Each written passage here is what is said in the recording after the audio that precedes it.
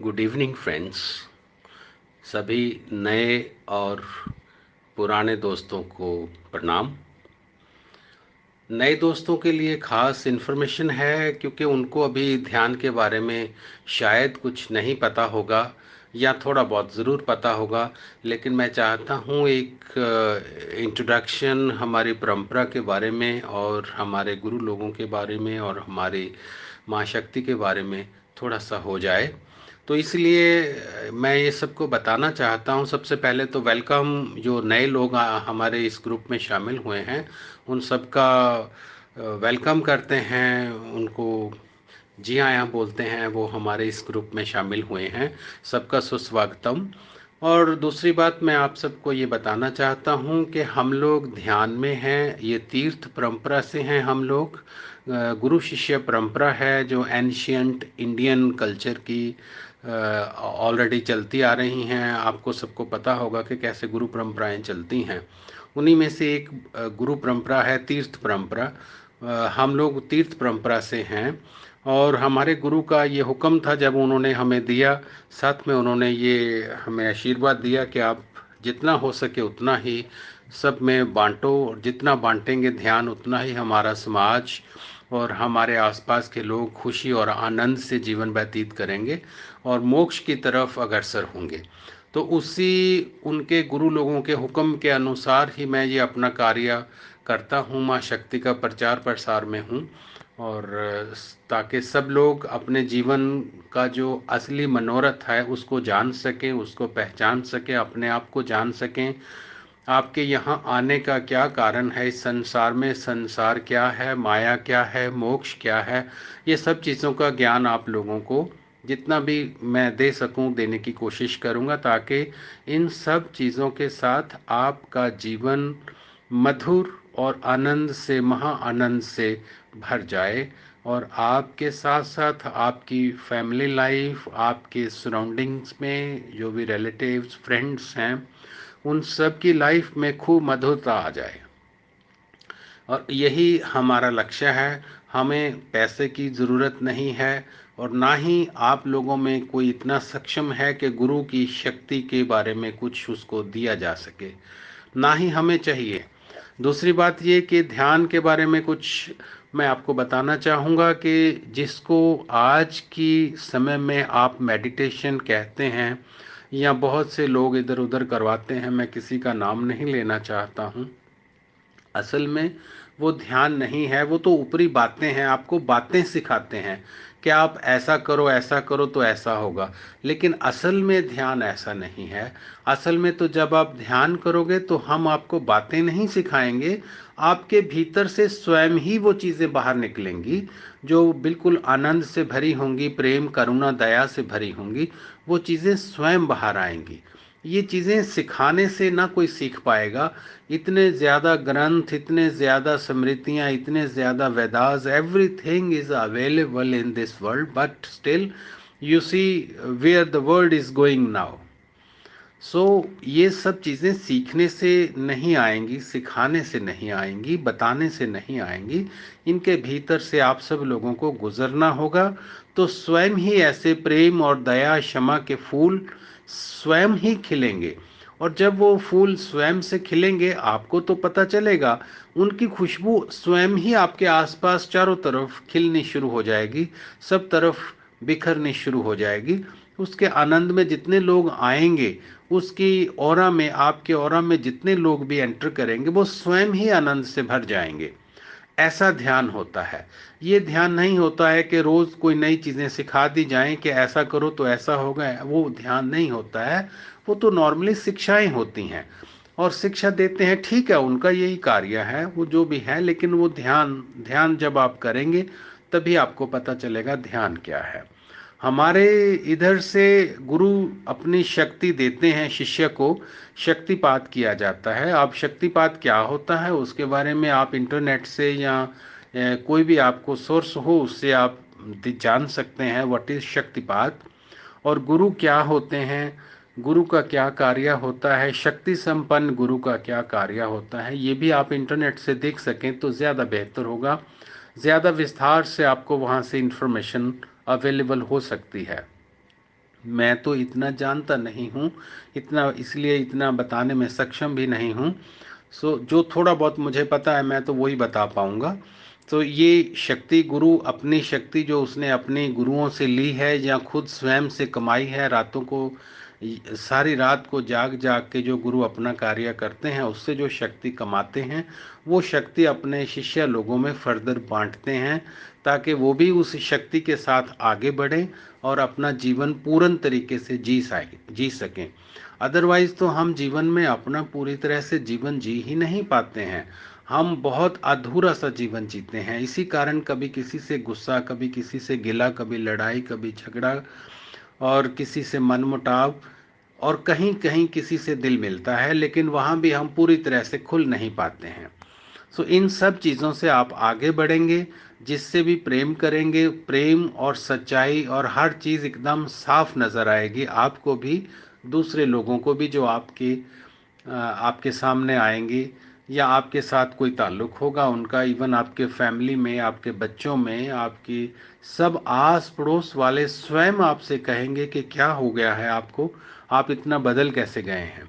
ऐसी चीज़ें होंगी और ये सबके साथ घटी है। जो पुराने लोग हैं वो सब जानते हैं, तो नए लोगों को ये सब चीज़ें धीरे धीरे पता चलनी शुरू हो जाएंगी।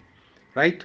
तो हम शक्तिपात परंपरा से हैं, गुरु शक्तिपात करते हैं। जिन जिन को इन चीज़ों की ज़रूरत होती है वो रिक्वेस्ट करते हैं, उसके मुताबिक उनको देखा जाता है, उनको जांचा जाता है कि क्या ये शक्ति के काबिल हैं।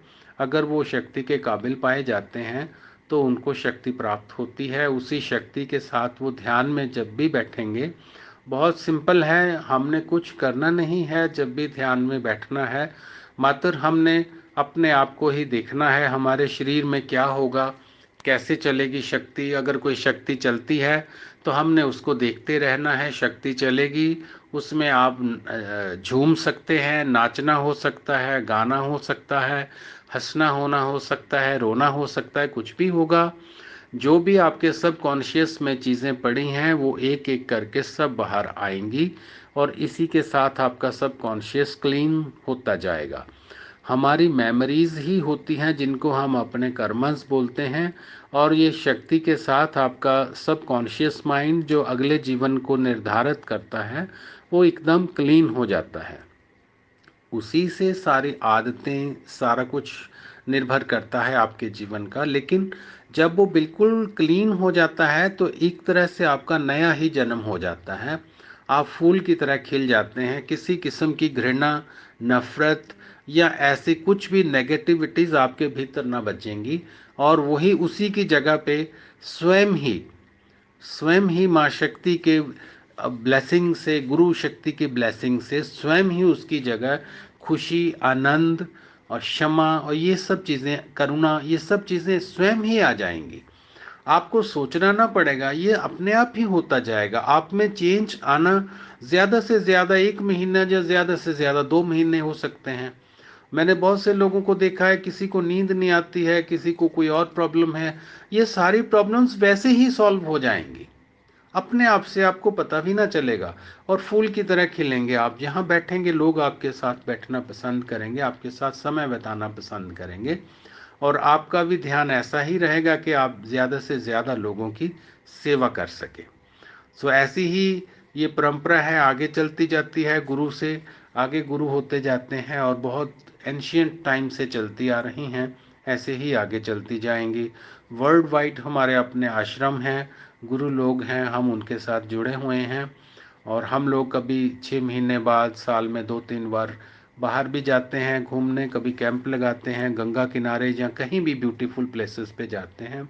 वहाँ तो 24 घंटे ध्यान चलता है। सब गुरु के संग बैठ के सब लोग ध्यान करते हैं और पूर्ण आनंद लेते हैं। लेकिन कोई बात नहीं, अभी बाहर जाने का समय तो नहीं है, जब होगा तब ज़रूर जाएंगे।